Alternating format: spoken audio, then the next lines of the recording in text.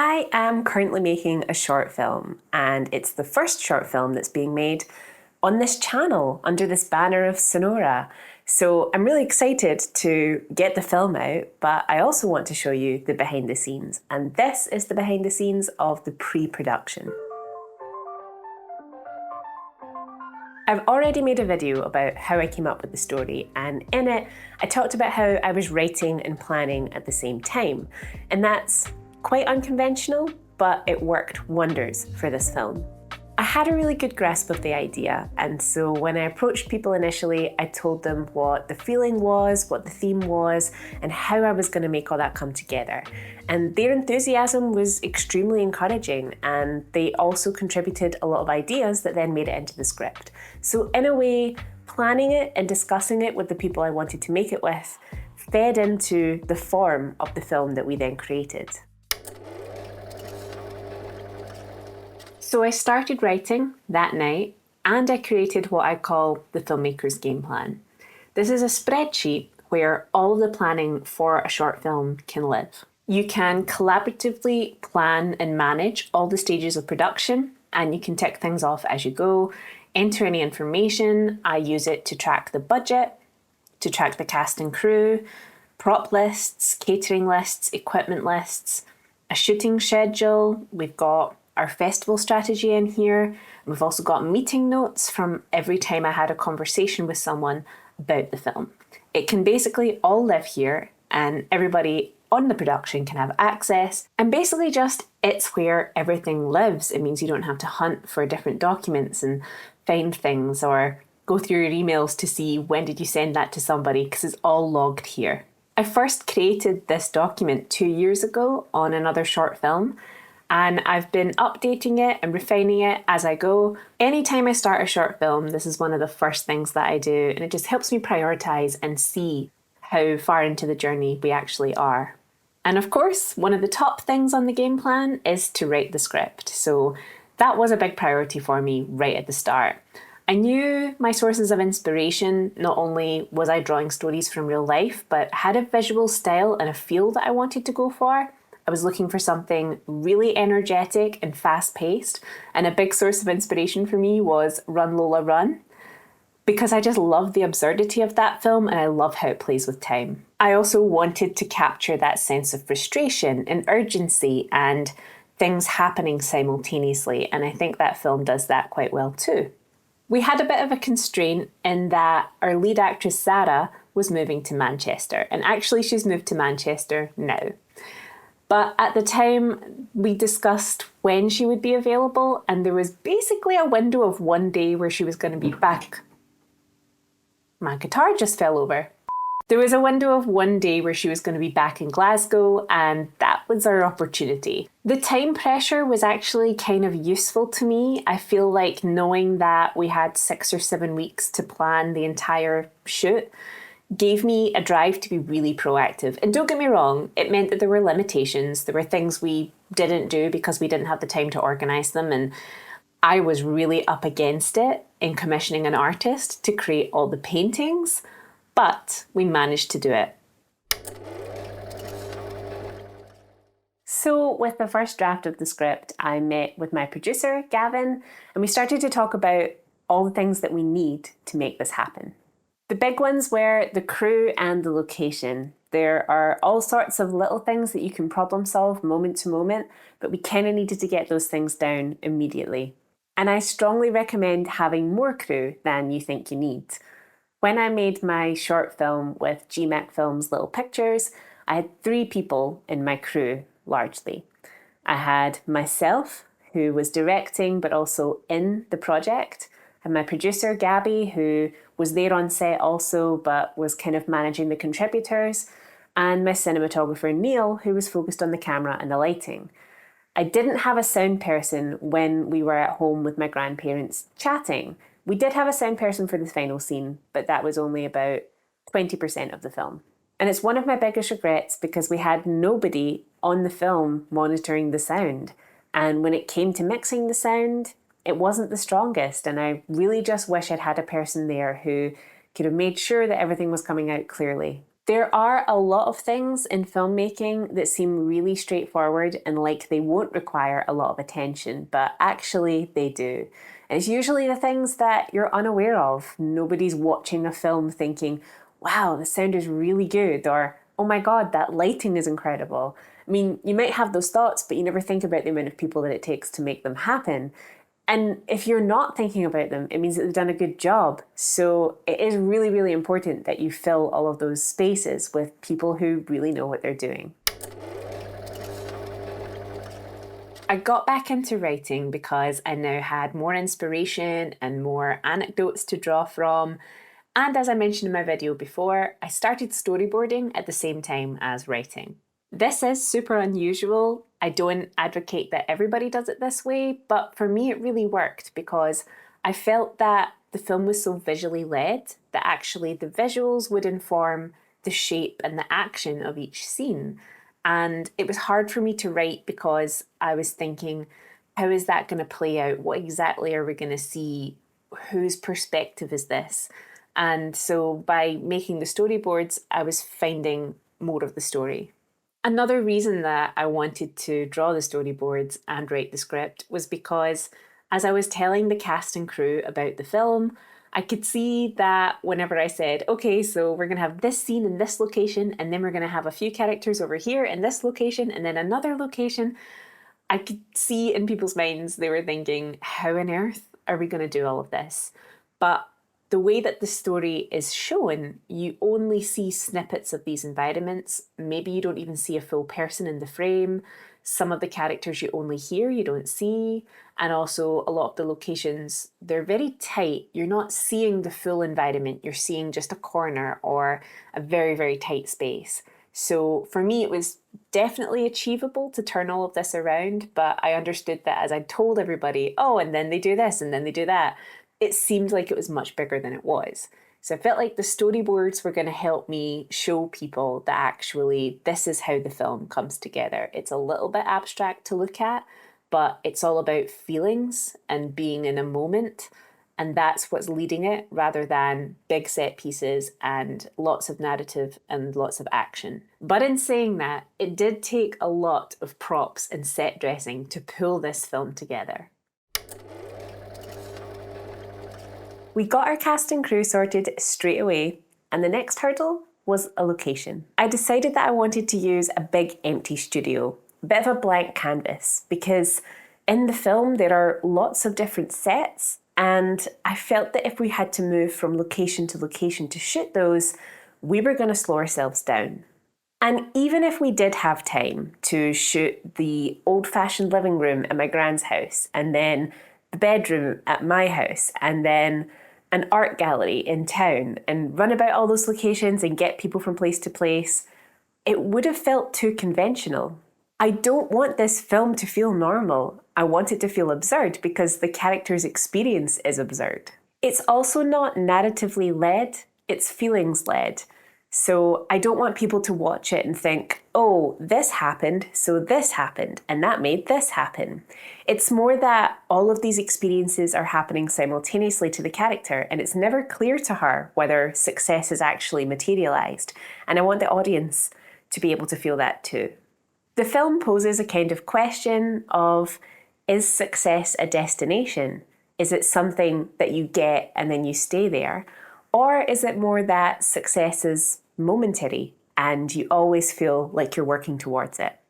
Anyway, because of these abstract feelings and the way that I wanted to show that on screen, I felt that a studio would be better than real life locations. My producer Gavin suggested a few places and we reached out to them, and then we went to visit Crown Point Studios in the East End of Glasgow. Crown Point is a group of buildings that were previously a carpet factory and are now lots of little studio spaces for artists with a few bigger function spaces. We were welcomed by Wheatley, who took us on a tour of the building. He manages the space and also manages the building where they had the Willy Wonka experience in Glasgow. He offered us the use of that space, but I felt like we just couldn't measure up to what had been there before. We couldn't stand where they stood. Also, it was just like totally not what I was looking for, and it was way too big. But the studio at Crown Point was very close to what I was looking for.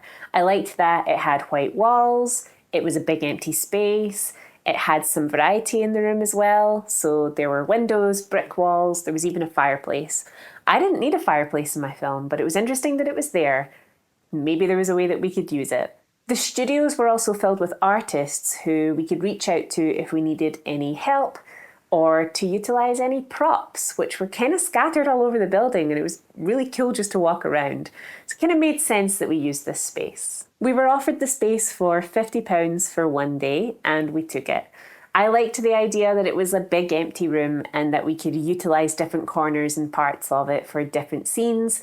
And I also really liked that now I knew what that space looked like, and I started writing the script around the different backgrounds that we had. Then we had to bring together all the set pieces and props, and this is both fun and stressful. It's problem solving, which I love, but you have the constraints of time and space and money. So early in the writing process, I had created a scene that took place in a bedroom. And then later I decided to change it to taking place in the artist's studio because the bedroom was going to be a whole extra set to set up. I would need to get a bed, I would need to get furniture. I was like, how am I going to get a bed to the set? Is it my bed? I have a pretty small car. Am I going to have to disassemble my bed for this short film? So I changed the scene to take place in a studio instead. However, when my cinematographer read the script, one of his notes was, this scene feels like it should be in a bedroom. And he was right. I was like, this is exactly what I wanted for it, but I'm struggling to figure out how I do this without taking us all to a bedroom. The other thing about shooting in real locations is that your home might feel spacious, but once you start adding a camera and lights and the people that you need in order to shoot a scene, it's suddenly the smallest space in the world and you can't achieve what you want to achieve. So shooting this in a controlled studio is better than using a real bedroom. But anyway, I started to think, how do I problem solve putting a bedroom together in this big empty space? Started looking into air beds, and we were offered some to borrow, but they were all pretty low on the ground. And I was like, I know she's a struggling artist, but I don't think she's sleeping on an airbed on the ground. So I kind of had to bite the bullet there and pay for a proper inflatable airbed that's raised up off the ground. So it's like a couple of foot high. And I did think to myself, well, at least I can use this in real life if I ever have anyone over to stay. I got it for a really good price and it definitely did the job. It behaved exactly like a proper bed.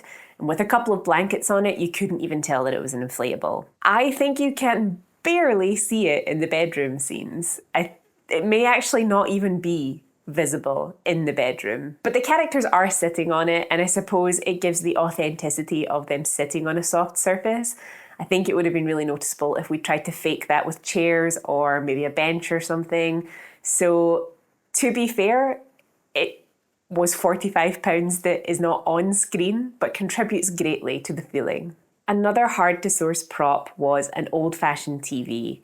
I wanted to use old-fashioned technology to basically create this feeling of you don't really know when the film is set, but also that the attitudes towards the arts are kind of old-fashioned. And so a lot of communication to her comes through all of this old-fashioned technology. She sees a news report on the TV, she gets phone calls on an old-fashioned phone. So it was important to me that I didn't just have a laptop playing a clip or have a modern television playing a YouTube file. I really wanted it to feel like this was a news broadcast on a dated television. But the difficulty is that old TVs don't easily connect to modern technology. The great thing is that when we put a call out for old TVs, quite a lot of people got back to my producer. So we started asking, can you send a picture of the front and back? That proved to be really difficult. I think a lot of people were like, yeah, I have one of those old TVs. It's on this really high shelf at the back of my cupboard, and if you want it, I'll bring it down. And we were like, well, we won't know if we can use it until we see the connections. So if you can't bring it out for us to take a picture, then you basically don't have a television that we can use. Fortunately, someone saved the day with a perfect television that had the right connections I was looking for. So I ordered a cable on eBay, and it was like a SCART to HDMI, and the HDMI had its own cable that you needed to plug into a power source. Very strange, but it worked. When I picked up the television and started to see if I could get my laptop to play through it, I initially didn't have any success. So all the connection looked correct. My laptop was picking up that there was an external monitor, but there was nothing showing on the television. So I flicked through a lot of the channels, read a lot of things online, and basically came to the conclusion that I wouldn't be able to do this unless I had the remote. The TV didn't have a remote. And then through going through the menu to basically try and get this working, I accidentally locked all of the buttons.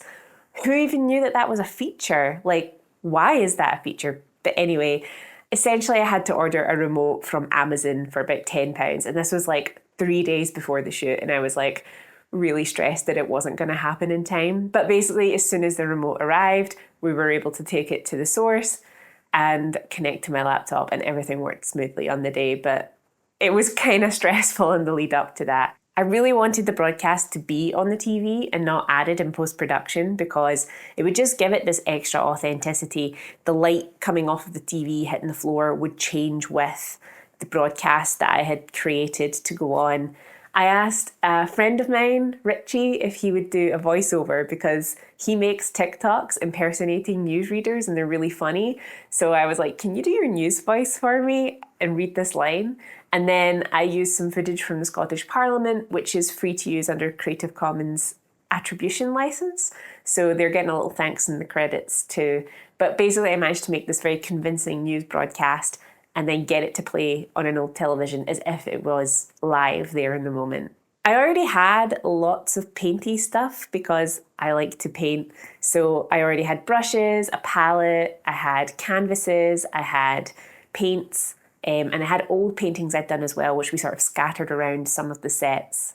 I don't own an easel because I don't paint on one, but because we were using this studio space with lots of artists, we were able to contact somebody and ask if we could borrow one that was already on site, and that saved us from having to take an easel in a taxi to the venue on the day. And yeah, it worked perfectly for us. There was a few other purchases along the way. I think probably a large portion of the budget went to props and set dressing, having to buy a tapestry for the background of the bedroom just to give it that extra authentic feel, an extra blanket, because I only owned like one blanket at home, and I was like, okay, well, they're maybe going to get a little bit gross as well, so I'll just buy a second one. And that was how we disguised the air bed. And yeah, there's lots of little things along the way that it was like, okay, keep on adding it all up. It will begin to look like the space that we're going for. In the final weeks leading up to the shoot, a lot of things fell into place, including the commissioning of 3 individual pieces of art. So I actually thought I had left it too late, and I was really worried that I wasn't going to be able to get someone to do 3 paintings in essentially a week. So eventually I spoke to a few friends, and one of them was like, I can do this and I've got some ideas. So we met up at a pub one night and she talked about her ideas and I talked about what we needed. At this point, we were only 2 weeks away from shooting, so I needed her to turn this around in a week and a half. 3 distinct individual paintings, all slightly different styles and different sizes. And she managed to pull it off. I had really worried that that wasn't going to happen, so it was pretty crazy to see that fall into place. So as we got closer to the shoot, I was also making a shooting schedule. Every cinematographer I have worked with works differently. I've had cinematographers that prefer storyboards. I've had cinematographers that don't like storyboards. They prefer a shot list. I've actually had a cinematographer that preferred neither, and we just had a 3-hour conversation about what to shoot, and he just winged it on the night and it worked somehow. So, however, we were really up against it and I was making a shooting schedule, and so I'd planned out a lot of the shots and setups meticulously and slotted them into one day. I split it up based on when we were using natural light then artificial light, and then also slotted in cast availability and different makeup looks as well. That was kind of what led what we shot when. However, 6 days before filming, our gaffer pulled out, and my cinematographer said to me that he didn't think it was possible to shoot this in one day. If you don't know what a gaffer is, basically they are a lighting specialist. They help the cinematographer light the scene. And it sounds on the surface like that's a really simple job. You're just turning some lights on. But you need to know so much information about light and color and temperature and work in a language and a space that's so specific. And the gaffer and the cinematographer, it's like they speak a language together on set in order to compose a shot. When our gaffer pulled out, I was like, okay, who else can I get to do this job? But part of the problem was working with people that we didn't know, or getting someone who was kind of like, yeah, I can do that, but it's like not their speciality. Me and my producer Gavin contacted just about every single lighting person in Glasgow and beyond, to be honest. We just didn't get anybody. I think even if we did have a gaffer, my cinematographer had recognised that actually everything we were trying to pack in was going to be too much. I'll be honest, this news was quite hard to take. Anytime someone had mentioned that it was going to be quite a tight shoot, I just thought, yep, I run a tight ship. It's going to be a very productive day. We are going to be working hard. I didn't think that it wasn't actually possible. I'd filmed both Medusa and Endgame in single days for roughly 8 hours. So I just thought, well, this is a similar length. It'll be the same length of shoot. I didn't spend any time questioning it. If my cinematographer felt that this couldn't be achieved, it was my job to problem solve, getting him to a place where we could achieve it. So I added an extra day onto the shoot. We booked the studio for the Friday, which I was already off, but we had a problem. Our main actress had already moved to Manchester and she was only back in Glasgow for one day. She had a family event the night before that she was already cutting short so that she could wake up early and come to the shoot. So I already felt like she was making a really big commitment for this one day, and I just didn't think it was appropriate to ask for two. Our shoot was on Saturday the 25th of May, and I had already taken Friday the 24th off so that I could get some things organised for the shoot. I wanted to keep Sunday the 26th completely free because there was a possibility that I might need to do some de-rigging then, take some of the equipment back, but also most people were going back to work on Monday, and I just felt that we needed some recovery time. Being on set is really intense and very difficult, and so I think having that day where you can just relax and let your body like recover from it, that's a good idea. So I started problem solving. There were a few shots that we didn't actually need the actress for. So for example, the television, the action in that shot is that in the middle of the broadcast, she throws a paintbrush at the TV. She doesn't need to be in the shot for that to happen. So I started thinking about what can we shoot without our lead actress. Things like painting onto the canvas or the pickups of the Super 8 projector. And I started to gather a little list of things that we could do on the Friday. So we sprung into action. We got the Friday booked as well in the studio, and I rearranged the schedule so that almost half of the shots were being done on the Friday, and then the other half, which had the actors in them, would be shot on the Saturday. I even changed one scene where we were initially going to see the lead actress very small in the frame. It was going to be her reflection from a distance, and I decided to change that so that we could shoot it without her. And instead of seeing her in the frame, we now see the phone, which is what we can hear. And I paced in front of the light so that it was as if there was a person in the room there as well. I also changed one of the scenes to take a character out, and it went from being 4 shots to being 1. There was a part of me that was sad to be making all these changes last minute, and especially taking out shots that I'd planned for. Everything that I had put into the initial schedule, everything that I'd storyboarded, I'd really thought about, especially the shots where I wanted the character to look small because that's how she felt, or I wanted her to be seen clearly because she finally feels seen. There was also in the gallery this idea that we would constantly be cutting, it would be really choppy, so that you got this feeling of whiplash because she's experiencing positive feedback, negative feedback, positive, negative. And so I really wanted to jump around the character and disorient her. In hindsight, I realised that I would have needed several days to do that kind of shoot. And my experiences on set so far had given me this false sense of achievement, that it was possible in one day, but I realised now that I was measuring apples and oranges. My other shoots weren't using 8 different sets, each with their own lighting. We split the shoot over 2 days and I made those adjustments. I want to briefly touch on budget for the project. When I initially started and got my producer on board, I set the budget at £500. This wasn't based on an assessment of what we needed. This was just how much money I was willing to put in because it was self-funded. I don't have a funding source for Cinora yet, and this project is all about getting us off the ground and proving what we can do. I did know that my kit hire was going to be for free, and that's usually a major cost in production, so it was really great that A, my cinematographer has his own kit, and B, he also works for a media company in Glasgow and he manages the kit hire. So we were able to access lights, sound, the camera, and pretty much everything that we needed for the day. I asked all of my cast and crew to work for free. It's not something I like to do, but I think in this instance, it's a one-off.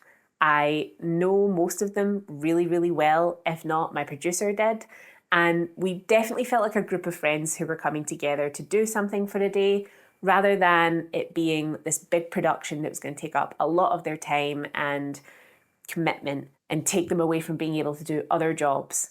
I don't want to go too much into why I have issues with working for free because I have tried to record this part a few times and I just keep going off on a rant.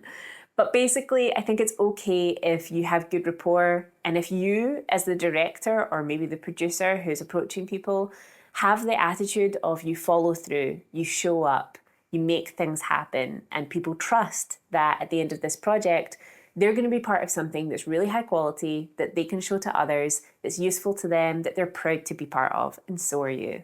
I did offer payment to people who were using non-renewable materials to do their job, so the makeup artist and the artist that painted the canvases. I also offered to cover the cost of travel for everyone involved in the project, no matter how small or big that cost may be. I also catered both days with tea, coffee, refreshments, a full lunch, lots of snacks along the way, pretty much anything that you could think of that you might need throughout the day. I made sure that it was there. Actually, catering came under budget, which is amazing. I thought it was going to go way over. But again, we pulled some strings. My producer had a great in to get some cheaper food for us all. And yeah, it worked out fantastically. I also had some money set aside for props and set dressing.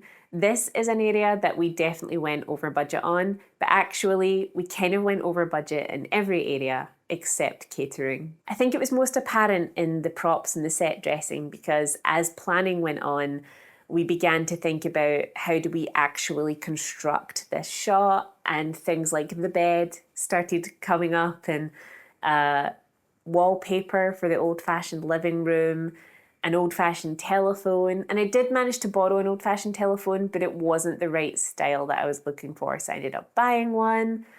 And there was a moment where basically every day I was thinking, oh, it's only £20, I'll get it for the film. Oh, £50, well, that's actually a good deal, I'll get that for the film. And then I had to be like, actually, I feel like this is happening so frequently that we're just going way, way, way over. So I had to really take stock of what was going on there. Usually a producer would manage the budget more closely, but I think because it was my direct money, I was extremely involved. We did go over budget. This is where we're at right now. And there's still more to go because the film is not yet finished and there might be a few extra costs at the other end. And I think this is where I can learn a bit more about scheduling and managing a budget. Certainly the next time I come to make a film, I can draw upon that and say, okay, well, last time this is what we achieved and this is what we spent. What am I trying to achieve now? How much is that going to cost me? And the shoot went ahead on Friday the 24th of May and Saturday the 25th of May, and it was wonderful. I'm going to make a behind the scenes about the production process, so everything on set, very soon. And the film is in post-production, so it's currently being edited and it is coming together so well. Thanks for watching all the way to the end. I hope you found this insightful. If you did, please subscribe so you can see more and help the channel grow. And if you would like to get yourself some Cinora swag, you can check out our shop, which sells some very cool filmmaker approved merch. The link for this is in the description.